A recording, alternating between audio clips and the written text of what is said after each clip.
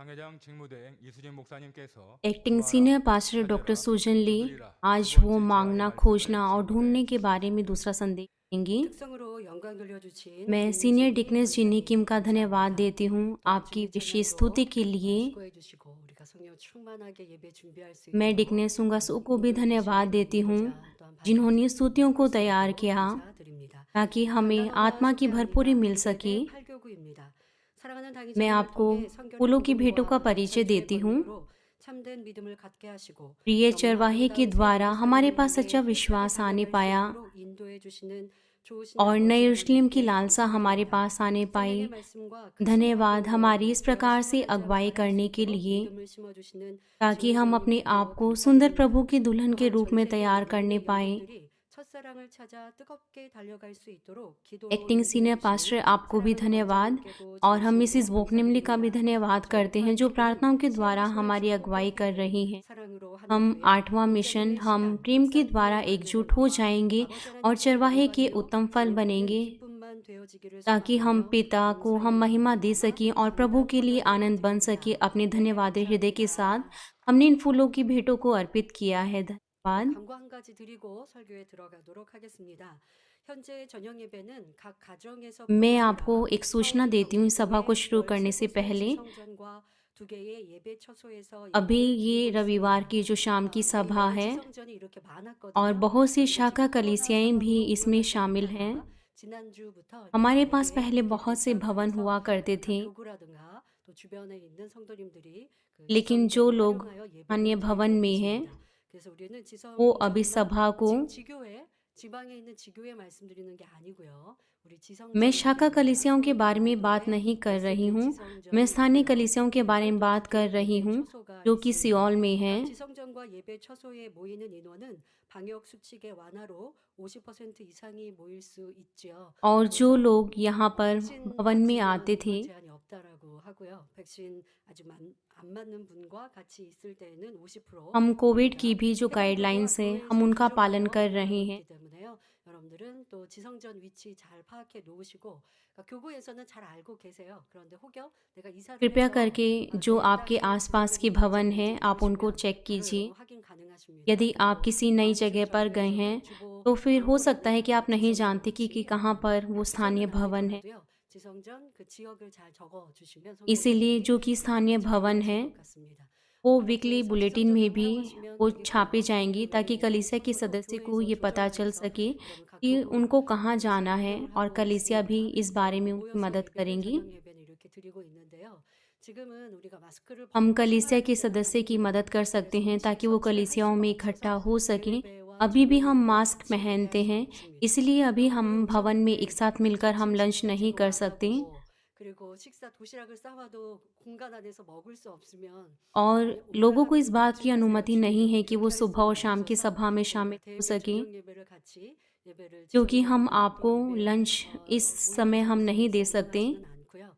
대예배는 여러분들 각 가정에서 드리시고 저녁 예배는 지성전에 또 각 처소에 오셔서 함께 예배하실 수 있도록 이렇게 운영하고 있는 상황을 양해해 주시고 또 कृपया 잘 करके 지켜주시면 आप इस स्थिति को 감사하겠습니다. समझने की कोशिश 우리 करें और 성도님들은 हम भी 방역 आपकी 수칙 잘 따라 주시고요. सहायता 우리 को मांगते हैं। 지성전에서는요. 이제 그 지역에서 방역 수칙을 잘 따랐다고 हमारी 또 कलीसिया के 이렇게 सदस्य 선물까지 वो सरकार की भी 주시는 गाइडलाइंस को 연락을 मानते 좀 हैं 있었고요. और मैंने 그리고 सुना 우리는 또 나라의 कि 법도 किसी 잘 किसी क्षेत्रों में वो बहुत अच्छे 따라가고 से 있습니다. गाइडलाइंस को 그러나 मान 그런 रहे हैं, 상황들 속에서 इसलिए उन्होंने 우리는 सरकार के 여러분들의 द्वारा 신앙을 지켜가고 किसी प्रकार के 신앙생활을 रिवॉर्ड्स को 하고 भी उन्होंने 이걸 प्राप्त किया है। 소홀해서는 안 됩니다. 이런 주변이 हमें अपने 있으니까 मसीह जीवन में इन बातों को 선물을 अनदेखा नहीं 하려고 करना 하고 चाहिए 있으면 안 되고요. 어떤 상황 और हमें कोई 속에서도 भी बहाना नहीं 여러분들이 बनाना 새로운 चाहिए। 신앙생활을 영위하는 것을 हमें अपने मसीह जीवन को 기대하며 ऐसे ही नहीं जीना है, हमें जोशीले मसीह 어느 जीवन को 것도 जीना है। 실망하지 못하도록 그렇게 뜨겁게 신앙생활해 가시면 좋겠습니다. 그리고 이제 세례식이 추수감사 हमारे पास 주일을 बपतिस्मे की 있습니다. सभा होगी 세례식을 जब हम धन्यवादी रविवार होगा। 못하니까 등록하시고 신앙생활 잘하신 분이 집사 직분을 못 받는 거예요. 이제 연말이니까 집사 받으셔야 되잖아요. 근데 집사 क्योंकि 직분 हमारे 아직 पास 세례 교인이 बपतिस्मे 못해요. की सभा नहीं 그거는 होती थी, 못 받았지 연말에 इसीलिए जब वो नए 추수감사 इस 맞아 कलीसिया में 원래 पंजीकरण कराते हैं तो वो 운영하여 डिकन के पद को 세례식이 प्राप्त नहीं कर 있었거든요. पाते थे। 그래서 올해는 이렇게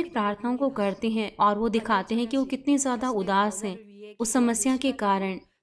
दानियल प्रार्थना सभा में जब उन्हें आत्मिक बदलाव के लिए प्रार्थना करना होता है तो वो केवल अपनी समस्याओं पर ध्यान देते हैं वो सोच उन्हें सोचना चाहिए कि ये किन पापों के कारण आया है या कौन सी बुराई है और उन पापों की दीवारों को तोड़ देना है, लेकिन वो केवल अपनी समस्याओं के बारे में ही सोचते रहते हैं। उदाहरण के लिए जब आपके सामने आर्थिक समस्याएं आती हैं, तो फिर वो विश्वासी ऐसी प्रार्थना नहीं करेंगे कि कृपया करके आप मुझे आर्थिक आशीषें दीजिए। इसकी बजाय वो अपने आप को जांचेंगे कि कब वो शांति नहीं बना पाए और वो विश्वास योग्यता के साथ क्या उन्होंने कार्य किया या नहीं, और क्या उनके अंदर लालच है या नहीं। और ऐसे क्षेत्र जहाँ पर वो दूसरों के साथ शांति नहीं बना पाए, उन्होंने परमेश्वर के वचनों का उल्लंघन किया और वो सत्य को देखते हुए वो पश्चाताप करेंगे। केवल तभी वो अपनी समस्याओं को सुलझा सकते हैं। लेकिन अगर वो कहें कि पिता, मेरे पास तो ये समस्या है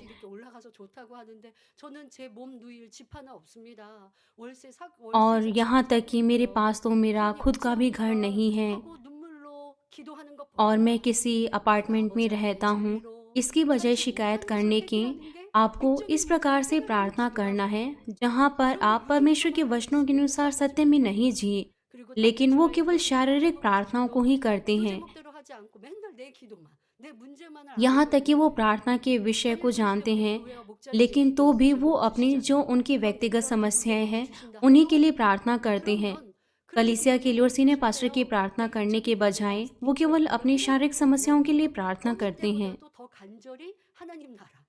यदि वो सचमुच में यदि वो अपनी शारीरिक समस्याओं को सुलझाना चाहते हैं, तो उन्हें ध्यान देना है कि वो आत्मिक प्रार्थनाएं कर सकें।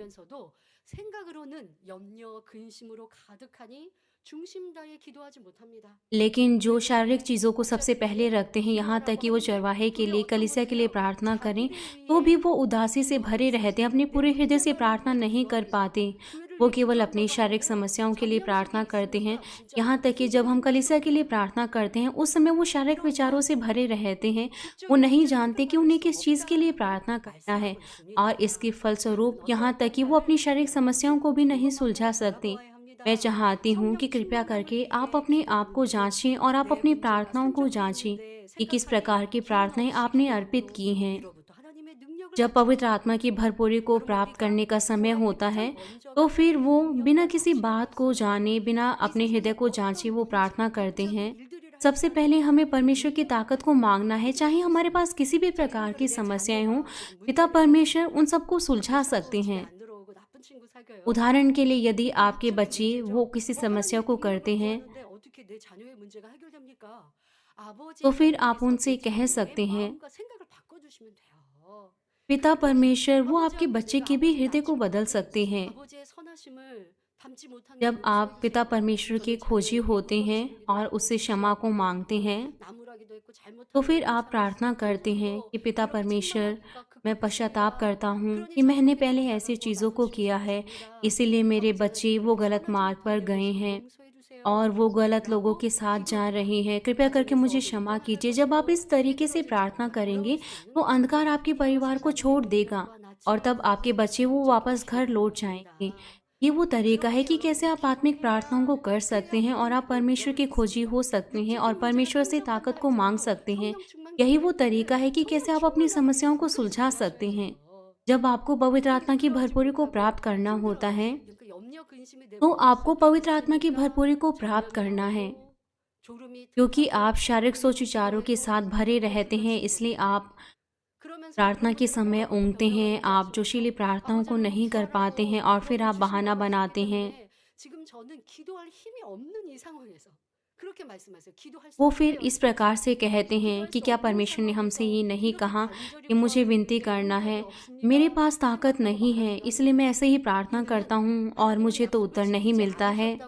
लेकिन ये ऐसा है कि आप परमेश्वर के सामने शिकायत कर रहे हैं और परमेश्वर अपने वचनों को नहीं मानते। बाइबल हमें साफ तौर से बताती है कि किस प्रकार की प्रार्थनाओं को हमें करना है ताकि हम उत्तर को प्राप्त कर सकें। पिता परमेश्वर से उत्तरों को प्राप्त करने के लिए हमें पिता परमेश्वर की इच्छा के अनुसार मांगना है। उदाहरण के लिए जिस प्रकार से फिलिपियो 4:6 में लिखा है, किसी भी बात की चिंता मत करो, परंतु हर एक बात में तुम्हारे निवेदन, प्रार्थना और विनती के द्वारा धन्यवाद के साथ परमेश्वर के सम्मुख उपस्थित किए जाएं। परमेश्वर पर विश्वास करते हुए जब हम विश्वास के द्वारा अपनी समस्याओं को देखते हैं और परमेश्वर के धर्म और राज्य महिमा के लिए प्रार्थना करते हैं और अपने पवित्रीकरण के लिए आनंद के साथ और धन्यवाद की प्रार्थना करते हैं, तो ऐसा करने के द्वारा हम विश्वास के द्वारा अपनी समस्याओं को सुलझा सकते हैं। कुछ लोग वो प्रार्थना करना रोक देते हैं और वो कहते हैं कि मैं तो प्रार्थना नहीं कर पा रहा। यहाँ तक कि आप प्रार्थना नहीं कर पा रहे तो भी परमेश्वर ने हमसे कहा है कि हमें प्रार्थना करना है। आपको परमेश्वर से ताकत को मांगना है, बजाय आपको चिंताएं करने के। हमें निरंतर प्रार्थना करना है, तब निश्चित तौर से पिता परमेश्वर वो आपको उत्तर देंगे। और ऐसा करने के द्वारा और जिस प्रकार से बाइबल हमें बताती है, हमें उसके सामने जो हिया होता है वह यह है कि हम उसकी इच्छा के अनुसार कुछ मांगते हैं तो वो हमारी सुनता है। भाइयों और बहनों, जब हमारे प्रभु ने हमसे कहा कि हमें उसके खोजी बनना है और उन्होंने हमसे कहा यदि हम उसको ढूंढेंगे तो पाएंगे, यदि हम उसको खोजते हैं। आप इस प्रकार से सोचिए, यदि आपका कोई सोने का कुछ है, अगर आप उसको खो देते हैं तो फिर क्या आप उसको नहीं ढूंढेंगे? आप ज्वेलरीज को पसंद करते हैं, आप सोने के नेकलेस को पसंद करते हैं, हालांकि अगर वो साइज में छोटे भी हों, यदि आप उसको खो देते हैं या कहीं पर वो गुम हो जाते हैं तो फिर आप क्या करेंगे? आप अपने पूरे कमरे में उसे ढूंढेंगे, आप अपने पूरे घर को साफ करते हैं उस छोटी सी भी चीज़ को ढूंढने के लिए, क्योंकि आप जानते हैं कि वो बहुत कीमती है। आप अपनी उत्तम कोशिश करते हैं कि आप उसको ढूंढ पाएं। क्योंकि हमने कुछ खोया है, इसलिए पिता परमेश्वर हमसे कहते हैं कि हमें उसको खोजना है। और क्योंकि परमेश्वर ने हमसे कहा है कि हमें उसके खोजी बनना है, इसलिए हमें सबसे पहले जानना है कि हमने किस चीज़ को खोया है और क्या हमें पाना है। हमने परमेश्वर के स्वरूप को खो दिया है जब आदम ने पाप किया, जो कि परमेश्वर के स्वरूप में बनाया गया था। और बाइबल हमें बताती है तब परमेश्वर ने मनुष्य को अपने स्वरूप के अनुसार उत्पन्न किया, अपने ही स्वरूप के अनुसार परमेश्वर ने उसको उत्पन्न किया, नर और नारी करके उसने मनुष्य की सृष्टि की। परमेश्वर में कोई भी बुराई नहीं है, उसमें केवल भलाई और प्रेम है। इसलिए जो आदम है वो भी केवल सत्य के द्वारा, जो सत्य है वो उसके अंदर डाला गया था, लेकिन जब शैतान ने उसको उकसाया तब वो भले और बुरे के ज्ञान के वृक्ष से उसने उस फल को खा लिया और फिर वो दुष्ट शैतान का दास बन गया। और फिर परमेश्वर ने उससे कहा था कि तू बिना खटके सब वृक्षों से फल को खा सकता है, लेकिन जब तू भले या बुरे के ज्ञान का जो वृक्ष है, यदि तू उसका फल खाएगा तो तू निश्चित तौर से उसी दिन मर जाएगा। और जिस प्रकार से परमेश्वर ने कहा था, जो आदम की जीवित आत्मा थी वो मर गई जब उसने उस फल को खाया था। परमेश्वर ने उसे बनाया था अपने ही स्वरूप में, लेकिन जब उसने उल्लंघन किया तो फिर पाप उसके अंदर आया और फिर वो शारीरिक जन बन गया। उसने परमेश्वर के स्वरूप को खो दिया। जब परमेश्वर ने उससे कहा था कि वो उस दिन निश्चित तौर से मर जाएगा, और परमेश्वर ने हमसे कहा है सभा उपदेशक 3:18 में, मैंने मन में कहा यह इसलिए होता है कि परमेश्वर मनुष्यों को जांचे कि वे देख सके कि वे पशु समान हैं। आजकल जो बच्चे होते हैं वो अपने माता पिता पर दोष लगाते हैं, अपने ही माता पिता को वो खून कर देते हैं। हम शब्दों में भी नहीं बता सकते कि संसार में क्या हो रहा है। बाइबल हमें बताती है कि मनुष्य का कर्तव्य है कि वो परमेश्वर का भय माने और अपने कार्यों को करे, और जब मनुष्य वो परमेश्वर की आज्ञाओं को मानता है तो फिर वो उसके स्वरूप को प्राप्त कर सकता है। लेकिन अगर हम ऐसा नहीं करते तो फिर हम व्यर्थ की चीज़ों को अपने अंदर रखते हैं और हम भी विधर्मी बन जाते हैं। इसीलिए हमें परमेश्वर के स्वरूप को दोबारा से प्राप्त करना है। तब हम किस प्रकार से उसे प्राप्त करेंगे? वास्तव में आदम वो पवित्र था, लेकिन जब उसने शैतान की आवाज़ को सुना तो फिर वो भी भरमाया गया। जो उसका सफ़ेद हृदय था वो भी काला हो गया। इसलिए अब हमें अपने काले हृदय को दूर कर देना है और सफ़ेद हृदय बनाना है। अब हमें अपने हृदय को सफ़ेद बना देना है। हम इस प्रकार की चीज़ों को बच्चों को बताते हैं। ये हमारे सोच विचारों के साथ भी ऐसा ही है। परमेश्वर के स्वरूप को दोबारा से प्राप्त करने के लिए आपको अपने हृदय को बदलना है। जो कि काला हो गया है, अब आपको इसे सत्य में बदलना है। आपको सत्य के द्वारा इसे भर देना है और आपको इसे सफ़ेद करना है, और ये वो तरीका है कि कैसे आप दोबारा से परमेश्वर के स्वरूप को प्राप्त कर सकते हैं। और जब हम परमेश्वर के वचनों का पालन करते हैं तो हम ऐसा कर सकते हैं। जब हम परमेश्वर के वचनों का पालन करेंगे तो हम परमेश्वर के स्वरूप को हम पुनः प्राप्त कर सकते हैं, और ऐसा करने के द्वारा हम भी परमेश्वर के सदृश हो सकते हैं, जिस प्रकार से बाइबल में कहा गया है। और किसी चीज़ को खोजने का अर्थ है कि हम उसको ढूंढेंगे। जब हम इस प्रकार से हम खोजते हैं तो हम सत्य का पालन कर सकते हैं। हम भलाई और बुराई को पहचान सकते हैं। जब हम सत्य को सुनते हैं तो फिर हम पहचान सकते हैं कि अब हमारे अंदर असत्य क्या है, धार्मिकता क्या है। अब हम पहचान सकते हैं कि परमेश्वर की नज़र में धार्मिकता क्या है, मनुष्यों की नज़र में नहीं। प्रेरित पौलुस जब वो बदला, उससे पहले वो अपने आप को धर्मी मानता था। वो दूसरे लोगों को जेल में डाल देता था। वो केवल अपनी बातों पर ही जोर देता था कि वो ठीक है, इसलिए वो बहुत ज़्यादा दूसरों के साथ बहस करता था। इसीलिए वो बहुत सी चीज़ों को तो जानता था, लेकिन उसके पास वो केवल ज्ञान के तौर पर थी, इसलिए वो दूसरों को मारना चाहता था और वो अपने आप की ही शेखी मारता था, और उसने अपने आप को धर्मी माना। इसीलिए वो दूसरों को पकड़ता था और जेल में भी डाल देता था, और वो दूसरी जगहों पर जाता था। पहले तो वो अपने आप को धर्मी समझता था, लेकिन जब उसने इस बात को जाना कि ये परमेश्वर की नज़र में बुराई है, तो फिर उसने इस प्रकार से कहा कि वो चीज़ें अब मेरे लिए व्यर्थ हैं, अब मैं प्रभु के लिए अपना सब कुछ छोड़ देना चाहता हूँ।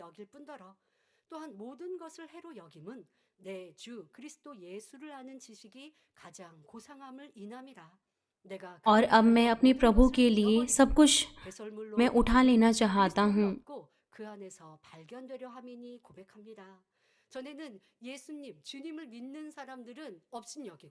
पहले वो अपनी स्वयं की धार्मिकता में वो बंधा था और वो मसीहों को सताता था, लेकिन जब वो प्रभु से मिला तब उसने जो मसीह का ज्ञान था उसको ही सब कुछ समझा, उसको कीमती समझा। और मसीह को प्राप्त करने के लिए ऐसी चीज़ें थी जो उसको खोना था। उसने जिन भी बातों को सीखा था उसे उसको दूर करना था। वो दूसरों पर पहले सताव करता था, लेकिन अब उसको स्वयं सताव का सामना करना था। जब उसने इस बात को जाना कि यीशु वो प्रेम है, तो उसने अपने आप को तोड़ दिया। लेकिन प्रेरित पौलुस ने ऐसा करते हुए वो बहुत ज़्यादा खुशी से भरा था। इसीलिए वो अंगीकार करता है कि जो कुछ भी परमेश्वर की नज़र में धार्मिकता है वो ही सही है, हमारी आंखों की धार्मिकता नहीं। इसलिए ऐसा करते हुए हमें भी महसूस करना है कि सचमुच में धार्मिकता क्या है, भलाई और बुराई क्या है। केवल तभी हम बुराई को दूर कर सकते हैं, भलाई को अपने हृदय में जोड़ सकते हैं और धार्मिकता को साध सकते हैं। और जब हम इस प्रकार से हम ढूंढते हैं तो फिर हम पहचान सकते हैं कि क्या हम पापी हैं या फिर हम धर्मी जन हैं।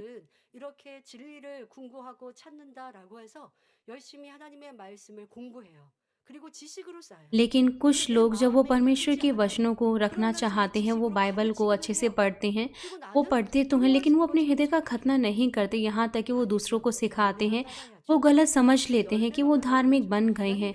उन्हें फलों को उत्पन्न करना है, उन्हें फलों को दिखाना है। जो उनके फल हैं तभी वो हमें बताएंगे कि क्या ये सच्ची धार्मिकता है या नहीं। इसीलिए हम पहचान सकते हैं कि कोई व्यक्ति सत्य है या नहीं। हमने बहुत से वचनों को सीख लिया है। हमने इस पवित्रीकरण के वचनों को सुना है। अब हम जानते हैं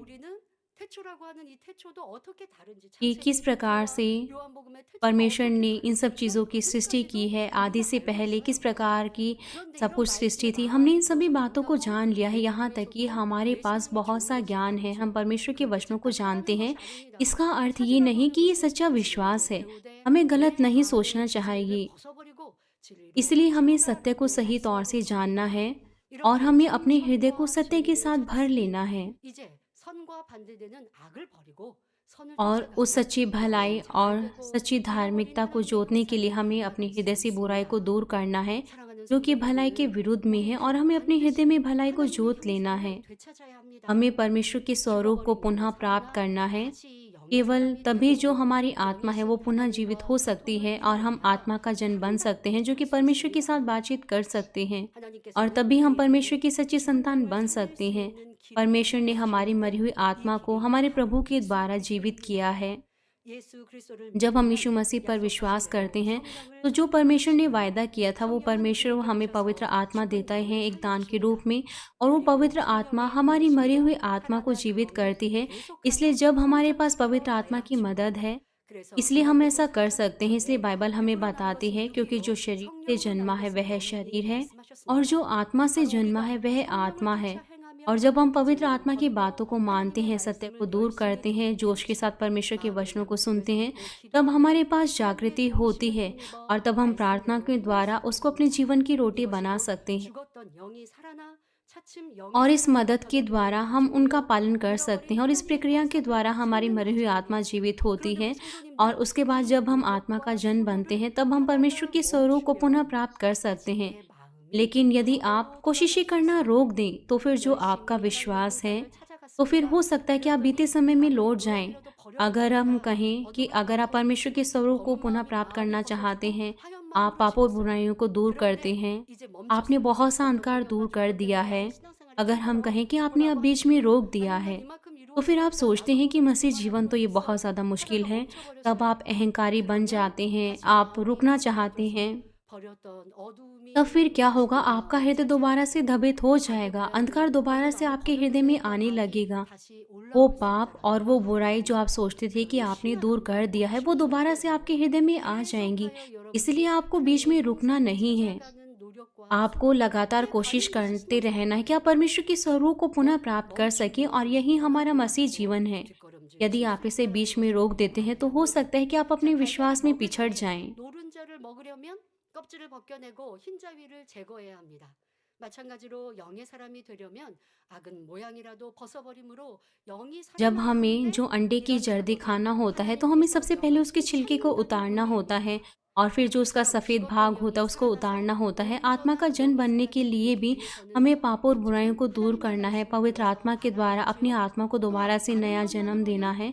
इस प्रकार से मरी हुई आत्मा को जीवित करने के लिए, आत्मा का जन बनने के लिए हमें परमेश्वर के वचनों को सुनना है।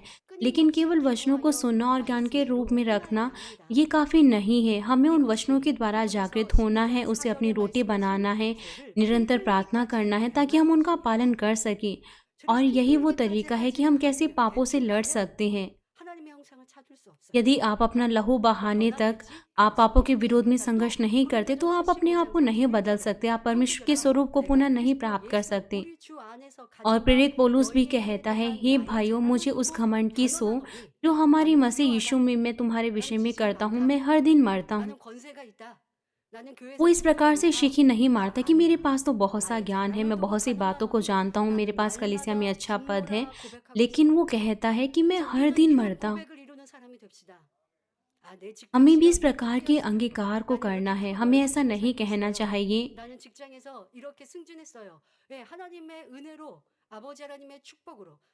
कि हमें ऐसा नहीं कहना चाहिए कि मेरे पास तो अच्छा घर है, रहने के लिए अच्छा अपार्टमेंट है। हाँ, यदि आप परमेश्वर के द्वारा आशीषित होते हैं तो आप परमेश्वर को महिमा दे सकते हैं, लेकिन अगर आप शारीरिक तौर से अपनी शीखी मारते हैं तो आपको खुद पर शर्मिंदा होना चाहिए। आप किस बात की शीखी मार रही हैं? मिसिस बोकनिमली वो शीखी मारती हैं कि वो किस प्रकार से बदल गई। विशेष धार्मिक प्रार्थना सभा के बाद वो कहती हैं कि वो किस प्रकार से उन्होंने अपने आप को बदला है। हमें इस प्रकार के अंगीकार को करना चाहिए। हमें केवल शारीरिक चीजों की ही शीखी नहीं मारना है। आपको अपने आत्मिक बदलाव के साथ संतुष्ट नहीं होना चाहिए।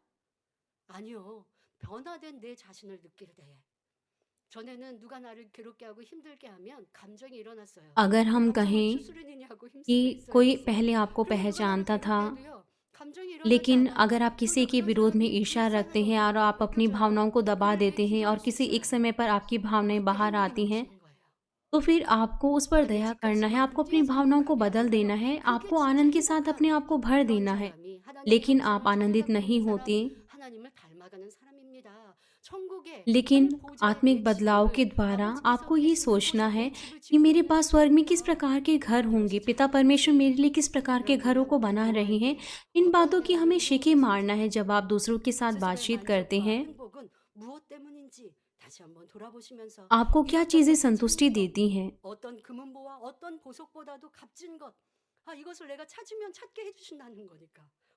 क्या सोने या किसी और चीज़ से बढ़कर आपके पास इससे भी कुछ महत्वपूर्ण चीज़ें हैं?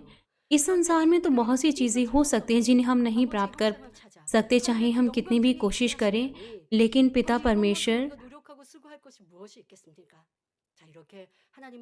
पिता परमेश्वर वो हमें स्वर्ग में उन सभी चीज़ों को देंगे जब हम उनके स्वरूप को पुनः प्राप्त कर लेंगे। जब हम अपने आप को हर दिन हम अपने आप में इस तरीके से मरते हैं, लेकिन इस प्रकार के जो बदलाव होते हैं, हमें बहुत से आंसू बहाने की ज़रूरत होती है। हमें बताया गया है कि हमें लगातार संघर्ष करना है, हमें हर दिन मरना है, हमें लहू बहाने तक हमें अपने पापों के विरुद्ध संघर्ष करना है। हमें बीच में रोकना नहीं है, हमें प्रार्थनाओं को करना रोकना नहीं है। यदि आप प्रार्थना करना रोक देते हैं, तो फिर वो पाप और वो बुराई वो दोबारा से आपके हृदय में बढ़ सकता है। इसलिए आपको लगातार जोशीली प्रार्थनाओं को करना है। कब तक? जब तक हमारे प्रभु पुनः वापस नहीं आते। ये क्या आपके लिए आपको ऐसे लगता है कि आप पर दबाव डालता है? नहीं, ऐसा नहीं है। हमें ऐसा नहीं सोचना कि ये तो मेरे लिए बोझ है। हमें जानना है कि ये मेरे लिए कितना ज़्यादा कीमती है और आने वाला जीवन वो कितना ज़्यादा कीमती होगा। इसीलिए हमें इस प्रक्रिया के द्वारा हमें संपूर्ण आत्मा का जन बनना है। जब तक हम परमेश्वर के स्वरूप को पुनः प्राप्त नहीं कर लेते, हमें ऐसे ही अपने जीवन को नहीं जीना है। हमें अपने पूरे हृदय से कार्यों को करना। और अंत में हमारे प्रभु ने हमसे कहा कि देख, मैं द्वार पर खड़ा हुआ खटखटाता हूँ। यदि कोई मेरा शब्द सुनकर द्वार खोलेगा तो मैं उसके पास आऊंगा। हमें किस चीज़ को खटखटाना है? हमें परमेश्वर के हृदय को खटखटाना है। तब परमेश्वर ने हमसे कहा है, तब वो हमारे लिए खोलेगा। बाइबल में हम देखते हैं कि हमारे प्रभु ने सबसे पहले हमारे हृदय पर खटखटाया और हमारे प्रभु ने प्रकाशित वाक्य 3 अध्याय उसके 20 पद में कहा है, देख, मैं द्वार पर खड़ा हुआ खटखटाता हूँ। यदि कोई मेरा शब्द सुनकर द्वार खोलेगा तो मैं उसके पास भीतर आकर उसके साथ भोजन करूंगा और वह मेरे साथ। जब हमारे प्रभु सबसे पहले हमारे पास आए, तब हम इस योग्य होने पाए कि हम अपने हृदय को खोलने पाए और प्रभु को ग्रहण करने पाए। इसीलिए अब हमारी बारी है कि हमें परमेश्वर के हृदय को खटखटाना है। और हमारे पिता परमेश्वर का हृदय वो समुद्र से भी गहरा है। जब हम उसको खटखटाएंगे तो हम उसे किसी भी चीज़ों के उत्तर को प्राप्त कर सकते हैं। और जब हम प्रार्थना करते हैं, परमेश्वर के हृदय को खटखटाते हैं, तो परमेश्वर स्वर्ग के द्वार को खोल देते हैं और हमें उस खजाने को देते हैं। परमेश्वर ने प्रकाशित वाक्य 3:7 में बताया है, जिसके खोले हुए को कोई बंद नहीं कर सकता और बंद किए हुए को कोई खोल नहीं सकता। जब परमेश्वर वो हमारे ऊपर इस प्रकार से उस खजाने को देता है, तो फिर हम आशीषों को प्राप्त कर सकते हैं। परमेश्वर ने प्रकाशित वाक्य में कहा है कि जो उसके खोले हुए को कोई बंद नहीं कर सकता। जब परमेश्वर एक बार स्वर्ग के उस द्वार को खोल देते हैं और वो निर्णय लेते हैं हमें आशीषित करने का, तो फिर कोई भी उसके आशीषों को नहीं रोक सकता। तब फिर परमेश्वर के हृदय को खटखटाना वो क्या दर्शाता है? ये सभी वो चीज़ें हैं कि हमें परमेश्वर के वचनों का पालन करना। हमें उन सभी चीज़ों का पालन करना है जिनके लिए वो कहते हैं कि हमें करना है, नहीं करना, रखना है, दूर कर देना है। ये सभी वो चीज़ें हैं कि हम किस प्रकार से परमेश्वर के हृदय को खटखटा सकते हैं। परमेश्वर वो हमसे क्या चाहते हैं? वो हमसे चाहते हैं कि हम उनके वचनों का पालन करें। वो हमसे कहते हैं, मुझे इससे बढ़कर और कोई आनंद नहीं कि मैं सुनूं कि मेरे लड़के वाले सत्य पर चलते हैं। जब हम परमेश्वर के वचनों को मानते हैं, उसका पालन करते हैं, तो परमेश्वर भी खुश होते हैं।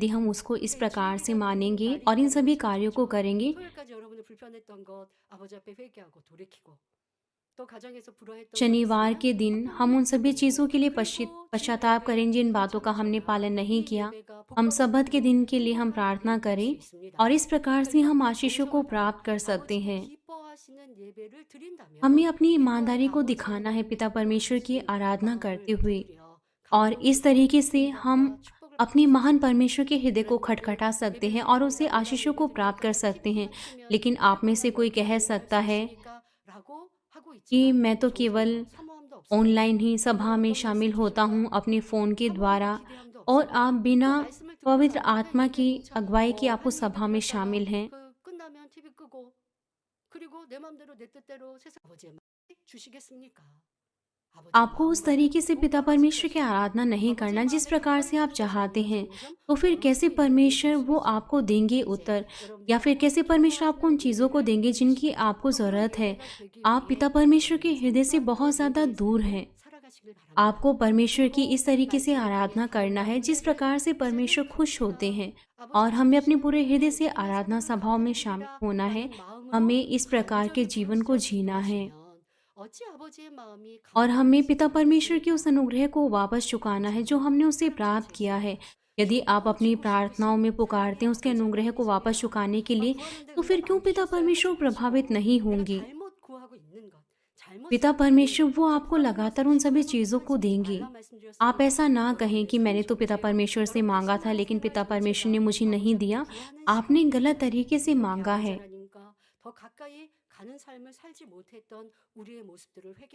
आपका पूरा जीवन, आप अपने पूरे जीवन भर पिता परमेश्वर से मांगते हैं। आपको उन सभी चीज़ों के लिए पश्चाताप करना है जिनके लिए आपको करना। मैं आशा करती हूँ कि आप ऐसे जीवन को जिए कि आप परमेश्वर की खोजी हों, परमेश्वर के हृदय को खटखटाएं ताकि आप पिता परमेश्वर से आशीषों को प्राप्त कर सकें, और आप इस प्रकार से पिता परमेश्वर से आशीषों को प्राप्त कर सकें जो कुछ भी आपके हृदय की इच्छाएं। समय की कमी के कारण मैं आपको इन सभी चीज़ों के बारे में तो नहीं बता सकती, 또 아버지께 응답받기 위해서 내가 물질로 크게 심어 아버지의 축복을 받을 수도 있는 것이고 और आपको विश्वास योग्यता को भी दिखाना है, 아버지를 기쁘시게 드릴 और 수 आप 있도록 विश्वास योग्यता को दिखाते हुए परमेश्वर के हृदय को खटखटा सकते हैं। आप पिता परमेश्वर के हृदय को प्रभावित कर सकते हैं और आप फिर मार्गों को ढूंढ सकते हैं कि कैसे आप परमेश्वर को खुश करेंगे। भाइयों और बहनों, हमारे इस सच्चे मसीह जीवन में हमें फलों को उत्पन्न करना है। प्रभु ने हमसे कहा है, तुमने मुझे नहीं चुना परंतु मैंने तुम्हें चुना है और तुम्हें ठहराया है ताकि तुम जाकर फल लाओ और तुम्हारा फल बना रहे कि तुम मेरे नाम से जो कुछ पिता से मांगो वह तुम्हें दे। इसीलिए परमेश्वर की संतान होने के नाते हमें मांगना है, खोजना है, हटाना है ताकि हम उन फलों को उत्पन्न कर सकें। लेकिन केवल आप मांगते हैं, खोजते हैं, खटखटाते हैं तो इसका अर्थ ये नहीं कि आप तुरंत ही फलों को उत्पन्न कर पाएंगे। ये शारीरिक तौर से भी ऐसा ही है। आप तुरंत ही जब आप बीज को बोते हैं आप फल को प्राप्त नहीं करते। आपको समय की आवश्यकता होती है कि आप उसका ध्यान रखें और उसके बाद आप उससे फलों को प्राप्त कर सकें।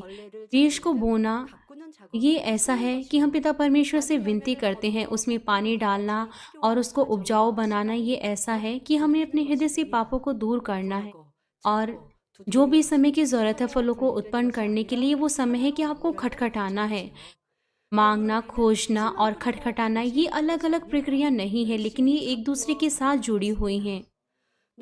इसीलिए जब आप बीज को बोते हैं तो फिर हमें उसको ऐसे ही नहीं छोड़ देना, हमें मेहनत से उसकी देखरेख करना है।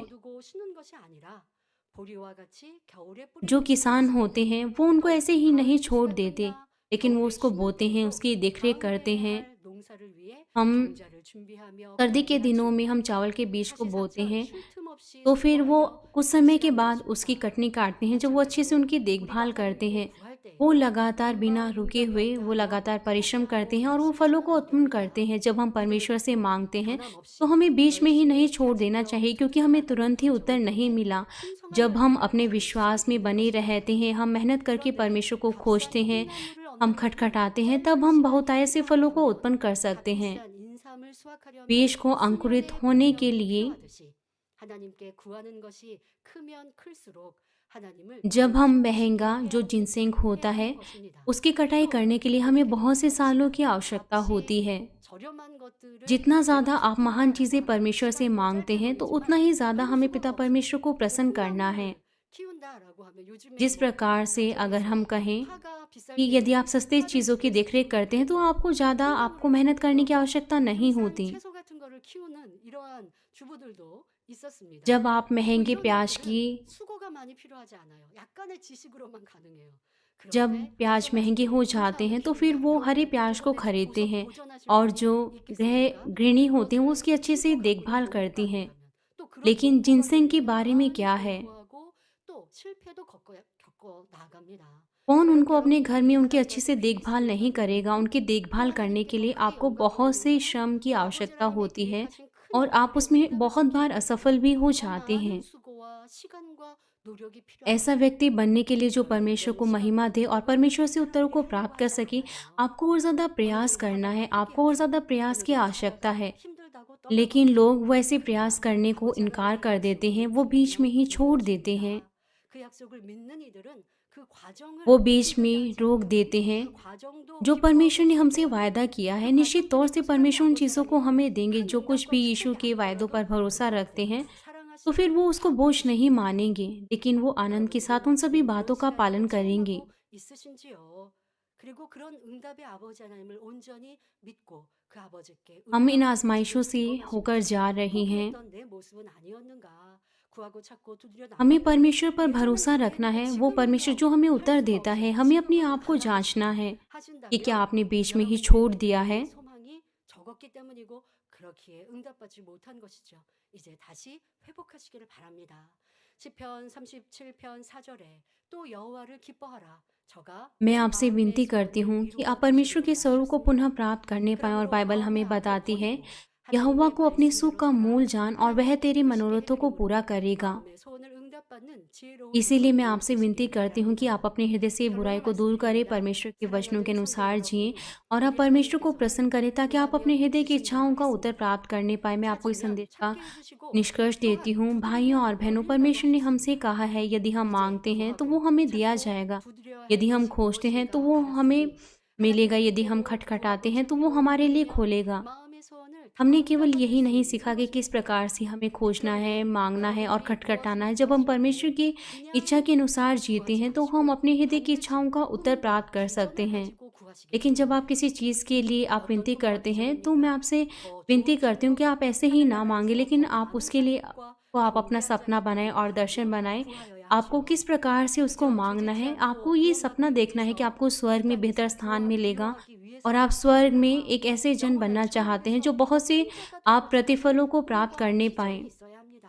इसलिए 자, आपको 예를 केवल ये 들어서 नहीं सोचना कि 불편한 मैं 사람이 केवल 있어서 उद्धार को ही प्राप्त कर लूँ, इतना ही मेरे लिए काफ़ी है। 더 큰 अगर 소망을 हम 가지고 कहें कि 기도해 अगर आप 보십시오. किसी के विरोध में 그러면 आपके 여러분 अंदर 기도도 더 दुर्भावनाएं हैं, जब आप उसके 아버지 साथ 앞에 शांति बनाने 거룩하게 की कोशिश 기도해 करते हैं 자, 예를 तो आप और 들어보세요. ज़्यादा प्रभावित होंगे 자녀를 यदि आप 위해서 आशा के साथ 저는 प्रार्थना 기도하는 करें 것은 इस तरीके से 7년 혼인잔치에서 कि पिता 7년 परमेश्वर, 애를 मैं 떳떳이 चाहता 안고 हूँ कि मैं अपने 가슴이 प्रभु 아끼는 के 시간 चेहरे को 되기를 मैं देख 원합니다. सकूँ और मैं भी 그러려면 7 모든 साल के 사람과 उस 합당함을 विवाह 이루어야 भोज में 합니다. अपने प्रभु की बाहों में 제 जा सकूँ। 마음에 불편한 사람이 ऐसा 있으면 करने के लिए 어찌합니까? मुझे भी 이 सभी 약한 लोगों के 감정을 साथ शांति को बनाना 충속해버리고 है, लेकिन 그리고 अभी भी 넓은 मेरे 마음을 हृदय 갖기를 में 원합니다. उसके विरुद्ध दुर्भावना है। इसके लिए मैं क्या 이렇게 करूं? 기도하면 मैं इन 여러분 दुर्भावनाओं 스스로 को जल्दी से दूर कर 자유해지죠. देना चाहता हूं और 그래서 मैं भी एक 자기 विशाल हृदय को 생각을 साधना 버리고 चाहता हूं। 그런데 पिता परमेश्वर, आप मेरी 어떤 मदद 분들은 이렇게 कीजिए। 기도한다 하면서 아버지 यदि आप 앞에 इस तरीके से 변함이 प्रार्थनाएं 없으시죠? करेंगे, 이런 기도하면 응답이 안 오는 거예요. 감동도 안 오는 거예요. 그냥 아니면 यदि 기도하면 आप 말씀을 पापों के लिए 붙들고 प्रार्थना 기도한다고 करते हैं और 해서 शांति 감사합니다로 बनाने के लिए, 헛구멍으로 यदि 거룩하게 आप प्रार्थना कर 기도하시는 यदि आप इस 분인데 तरीके से 그런데 प्रार्थना 그냥 करते हैं कि पिता 구원받고 परमेश्वर आप उस व्यक्ति 복이 को बदल 넘치고 दीजिए, तो 마음에 आपका हृदय 두려움도 जो 없이 है वो 간절함도 प्रभावित 없이 नहीं होगा। 구한다면 그러면 여러분들이 아버지를 감동시킬 수 없습니다. 이렇게 내 기도는 आप बिना 뭔가 किसी 그 꿈과 비전, 진정 पवित्र 믿음과 आत्मा की 기뻐하는 अगुवाई के आप इस प्रकार से प्रार्थनाएं करते तो आप परमेश्वर के 아버지 हृदय को 하나님, प्रभावित 저는 नहीं कर 거룩하신 सकते। 새 예루살렘에 꼭 들어가길 원합니다. 저를 만드시고 아름다운 천국을 दूसरे 예비하신 लोग हो 사랑의 सकता है कि वो 아버지와 इस तरीके से 떨어져서 살 प्रार्थना 수 करें, 없어요. कि पिता परमेश्वर, मैं यरूशलेम में जाना चाहता हूँ। 아름다운 주님의 신부가 될 수 있게 मैं यरूशलेम में जाना चाहता हूँ। मैं आपसे दूर नहीं रह सकता।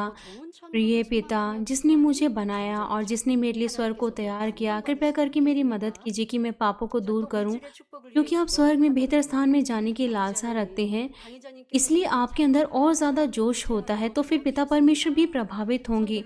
और यहाँ तक कि आप आर्थिक आशीषों के लिए प्रार्थना करें तो भी आपको दर्शन के साथ प्रार्थना करना है कि पिता परमेश्वर, सीनियर पास्टर वो जरूरतमंदों की मदद करते थे मिशन ट्रिप पर, वो दूसरी कलीसियाओं के पास्टर की मदद करते थे, उन्हें दान देते थे। मैं भी ऐसा कार्यकर्ता बनना चाहता हूँ। आप मुझे आशीषित कीजिए ताकि मैं भी अपनी भेंटों को दे सकूं और चरवाहे की जगह में सेवकाई को कर सकूं, और ऐसा करने के द्वारा मैं आपके राज्य को बढ़ा सकूं। जब आप इस प्रकार से प्रार्थना करते हैं तो आप परमेश्वर के हृदय पर खटखटा सकते हैं। पास्टर्स, क्या आप परमेश्वर की सामर्थ्य के लिए प्रार्थना कर रहे हैं? 그러니까 이렇게 믿음도 소망도 꿈도 비전도 없으니 여러분들의 기도가 감동이 될 수 없고 아버지 앞에 두드려도 아버지께서 감동을 못 क्या आप ऐसा सोचते हैं कि जो सामर्थ्य है वो एक्टिंग सीनियर पास्टर के लिए काफ़ी है, मुझे उसकी ज़रूरत नहीं है? 결코 우리는 그럴 수 없거든요. यहाँ तक कि आप परमेश्वर के हृदय को अगर आप इस प्रकार से कहेंगे तो इसी पिता परमेश्वर के हृदय पर आप नहीं खटखटा सकते। 권능을 나타내 보였어도 지식 부명의 आपको परमेश्वर की महिमा को खोजना है। 나오지 않으려 합니다. 이러한 악한 세대에 इस संसार के लोग इस कलीसिया को गलत समझ सकते हैं। 그리고 우리에게도 그 권능을 행하라고 말씀하셨고 이 손수건에 기도해 주셨고 इसीलिए सीनियर पास्टर ने परमेश्वर की सामर्थ्य को दिखाया है, 왜 제게는 역사 और सीनियर पास्टर हमसे कहते हैं कि हमें परमेश्वर की सामर्थ्य को प्राप्त करना है। इसलिए उन्होंने हमें ये रुमाल दिया है, और जब हम इसके द्वारा प्रार्थना करते तो परमेश्वर के कार्य होते हैं।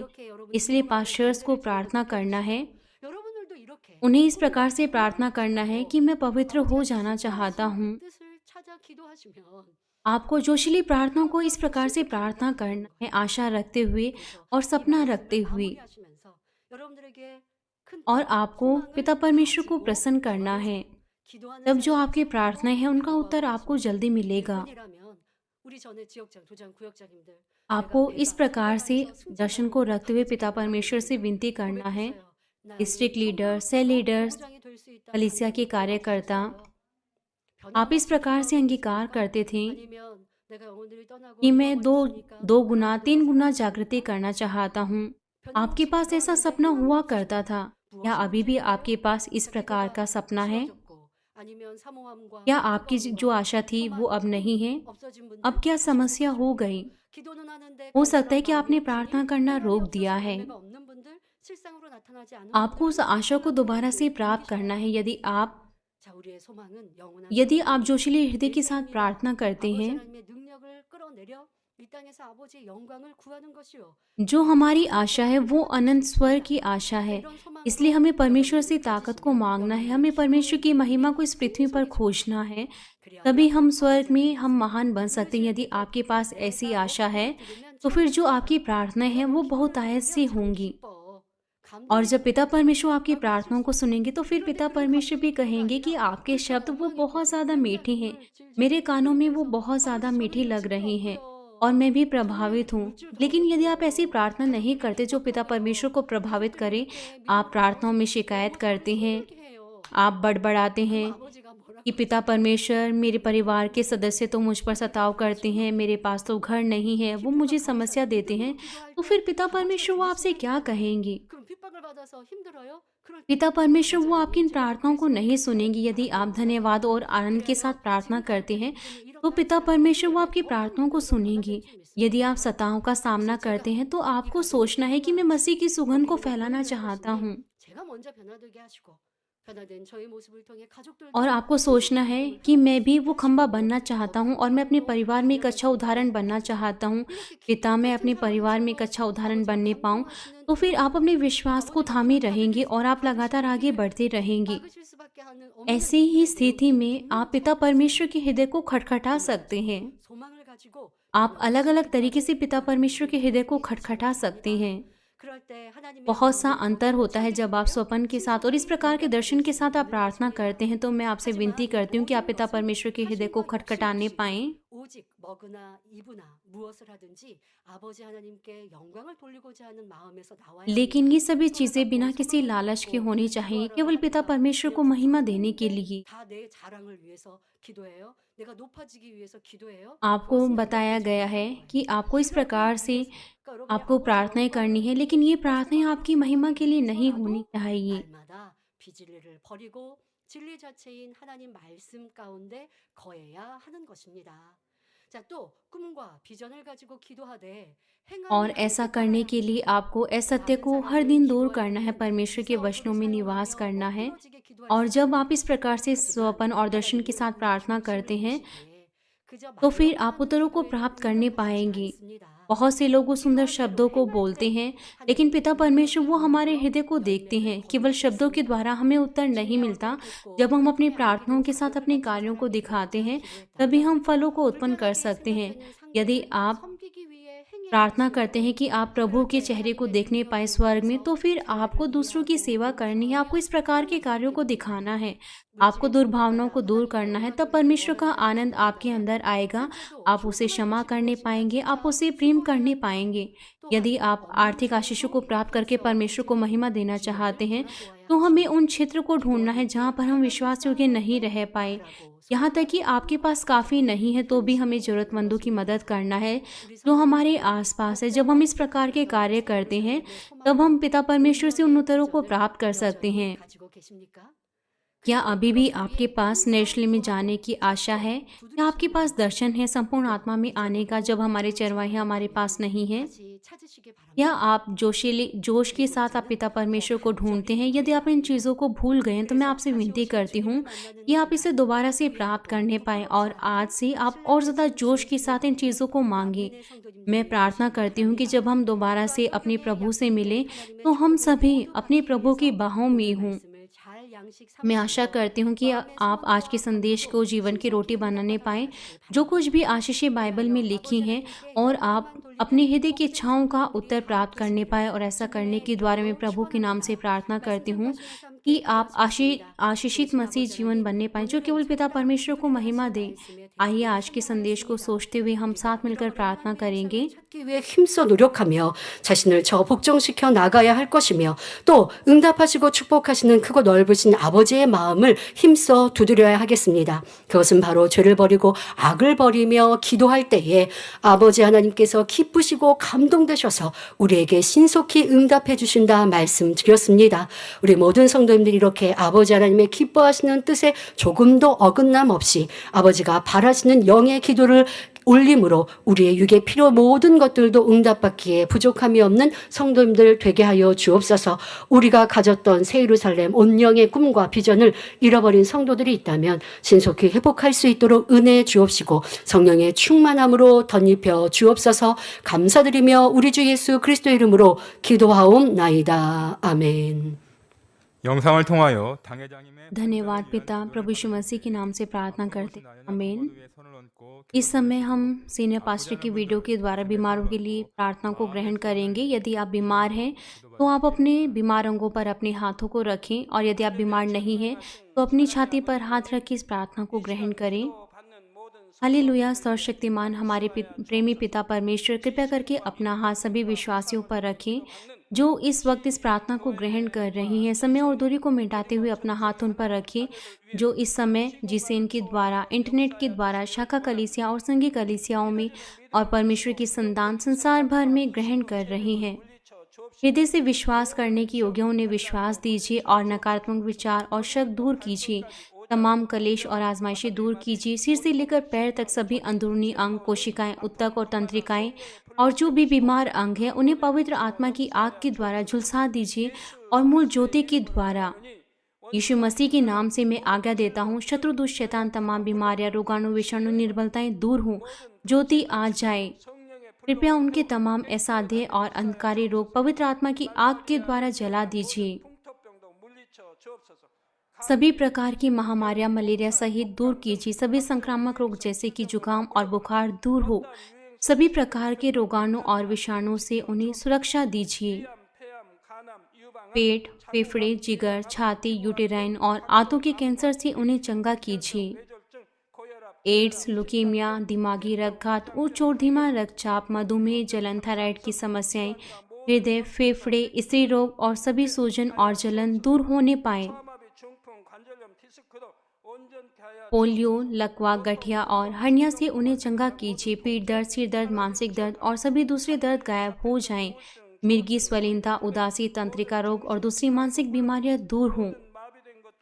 सभी प्रकार के लकवे खुल जाएं। उठे, चले और कूदें। आंखें सामान्य देखने लगी, कान सामान्य सुनने लगे और गूंगे बोलने लगे।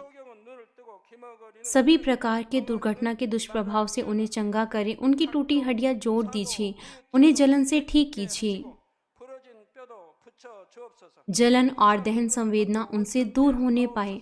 पिता, कोई दाग वहाँ ना रह जाए। सभी प्रकार की नशे की लत से, जहर पदार्थ के इस्तेमाल से साफ हो जाओ। मृतक कोशिकाओं और तंत्रिकाओं को फिर से जला दीजिए। मृतकों को जला दीजिए। उन्हें गर्भधारण की आशीष दीजिए। आप गर्भधारण की आशीष प्राप्त करने पाएं। यीशु मसीह के नाम से मैं आज्ञा देता हूँ, शत्रु, दुष्ट, शैतान, हवाओं के सामर्थ्य के शासक, अंधकार की बुराई की सेनाएं और उनके दास दूर होने पाएं।